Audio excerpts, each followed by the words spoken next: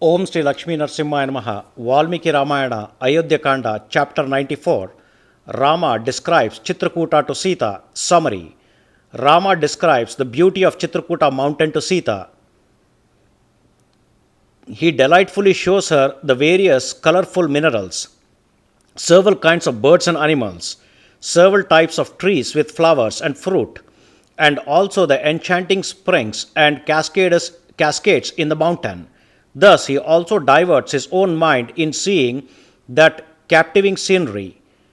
Chapter 94 in detail.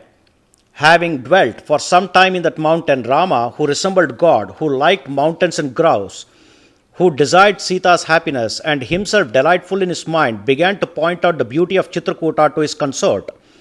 As Indra, the god of celestials, converses with Sachi, the wife of Indra, saying, "Oh, my good lady, by seeing this beautiful mountain, neither the loss of kingdom nor the non-existence of friends distresses my mind. Oh, my good lady, behold this mountain, abounding with flocks of birds of every kind, where minerals lie, and crowned with peaks that seem to project upwards to the sky. Some areas of the mountains are encrusted with minerals having appearance of silver, some resembling blood, some yellowish, some red as madder, some sparkle like precious stones, some possessing the luster of topaz and crystals and a hue of Ketaka flower, and some sparkle with the splendor of a kind of gem called Jyotirasa. The mountain is filled with tame beasts of every kind, tigers, panthers, and bears, and is enlivened by a flock of many birds. This mountain abounds with such type of tree as mangoes, rose apples, and asanas laden with flowers and fruits, affording magnificent shade and pleasing to the mind.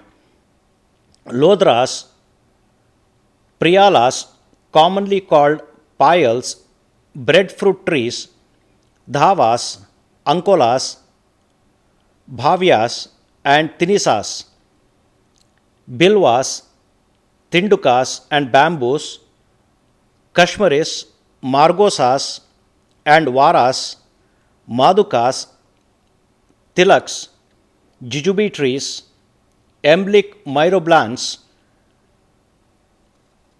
kadamus, came, dhanavas, and pomegranates, enchanting its beauty. Oh, my good lady, see these kinnaras trilling to be looked at, in their high spirits, wandering in couples in these lovely mountain plains. Behold their swords hanging on the trees, their excellent swords and the charming retreats where Vidyadharas and their women sport. This mountain resembles an elephant with ichors flowing from its forehead, as from its cervices springs and cascades flow here and there. Who would not be filled with delight by these glades from which fragments of various flowers issue, pleasing to the senses? O irreproachable lady, if I live with you and Lakshmana for many autumns here, grief will not overpower me. O Sita, seeing this mountain laden with many flowers and fruit, the enchanting resort of flocks of birds, as also the ravishing peaks of the mountains, I am really captivated. By residing in the forest, a twofold advantage is secured by me: freedom from debt to my father in regards to my duty and Bharata's happiness. O Sita, are you happy with me on this Chitrakuta mountain, seeing various objects agreeable to your thought, word, and temperament? My paternal great-grandfathers, the ancient royal sages, have said that for a king to obtain liberation after death, such a residence in the forest is nectar-like. Hundreds and multitude of rocks of this extensive mountain are shining around in multifarious colors like blue, yellow, white, and red. Thousands of herbs of this Chitrakuta mountain, glittering with their lovely light, are sparkling like points of fire. O Sita, some parts of this mountain resemble mansions, some look like parks, and some other appear like a single pile. Chitrakuta appears as though emerged, having split the earth. This summit of Chitrakuta appears charming on all sides. See the leaves of lilies,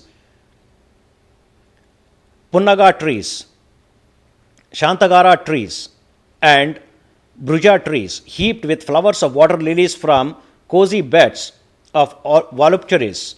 O Sita, look at the garlands of lotus flowers crushed and thrown aside by voluptuaries and also fruits of every kind that have been tasted. This mountain of Chitrakuta, with its abundance of root, fruits, and water, is more beautiful than Vaswankasara, better known as Alaka, the capital of Kubera, the lord of richness. Nalini, the capital of Indra, the god of celestials, better known as Amravati, and Uttarakura, the country of eternal beatitude.